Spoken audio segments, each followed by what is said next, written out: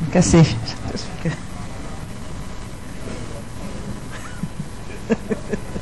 Datuk Speaker, saya nak membangkitkan Datuk Pengerusi, saya nak bangkitkan Kepala 0300 21700 1071 1075 2900. Ini semua berkaitan dengan lembu.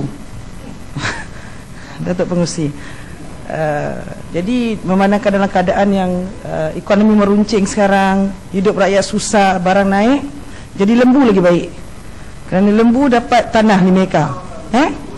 So jadi inilah kerajaan lembu satu Malaysia.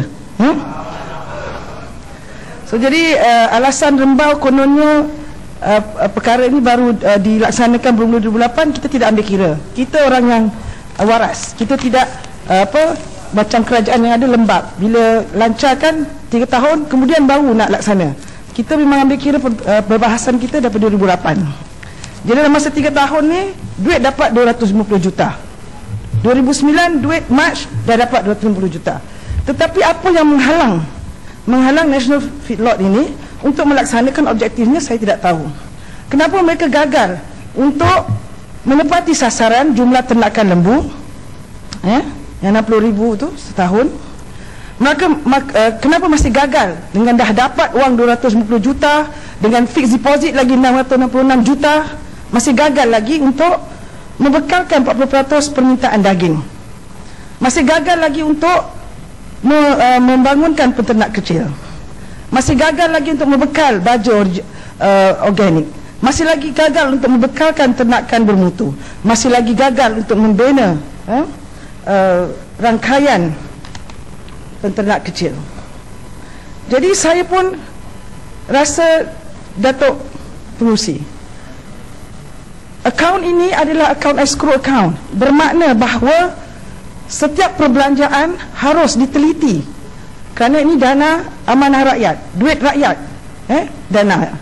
Jadi kenapa tidak diteliti dulu sebelum wang-wang ini dikeluarkan, seperti yang dikeluarkan kepada 2 syarikat, syarikat National Meat and Livestock dan juga syarikat Real Food, yang mana kita pun rasa kecewa, tergamak National Feedlot untuk menyalurkan wang, memindahkan wang kepada 2 syarikat ini tanpa siasat.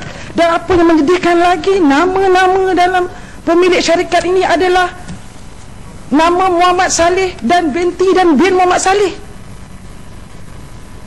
Bagaimana kerajaan boleh membiarkan ini berlaku? Apakah yang disebutkan tender proses dan sebagainya? Kata bukan direct nego, tapi ada 6 syarikat. Tapi kenapa 2 syarikat ini diberikan untuk menjalankan, untuk dipindahkan wang kepada syarikat ini? Tak kira lah apalah, tetapi kenapa semua Saleh and the gang? Kenapa Saleh and the gang? Kota Belud, jawab, kenapa Saleh and the gang? Fakta tak betul, Ampang. Kota Belud tengok ni, Kota Belud ini apa ni? Ada bukti ni. Apa dia bukti? Apa itu rekaan politik semata-mata? 5 kali 6 kali jawab. Kalau belajar daripada ini yang kita pertikaikan. Ampang minta penjelasan. Ampang. Semua tak betul. Sekejap, Kota Belud duduk. Ampang, tadi bila Ampang sebut soal pandangan rembau yang mengatakan bahawa ada satelit, ada projek-projek satelit di bawah NFC ni. Adakah Ampang rasa 53 yang dicadangkan oleh NFC dan rembau sebut 23 dah operasi dalam masa 3 tahun? Adakah wujud ni projek-projek satelit untuk nak supply lembu-lembu untuk NFC? Adakah benar tu wujud? Dan minta penjelasan Ampang. Terima kasih. Saya tak tahulah kalau rembau satu daripada penternak satelit itu, saya tak tahulah.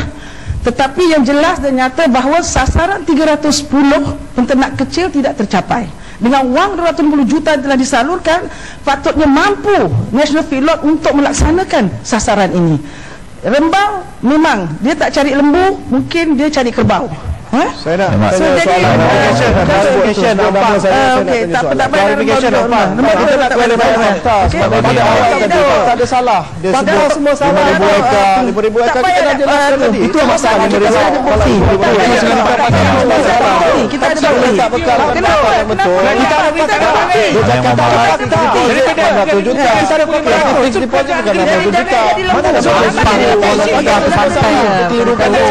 bila kita nak menyambung, bila kita nak tanya soalan, tak benar.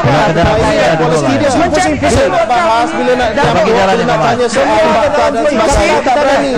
Sebut kita duduk. Ini soal fakta. Itu sebabnya tak boleh bahas. Yang soal satelit saya nak tanya kepada beliau soal akaun tadi. Ini kita nak tanya escrow account ini. Kalau Oxford mesti pandai pasal escrow account ni. Saya nak tanya kena soalan. diteliti.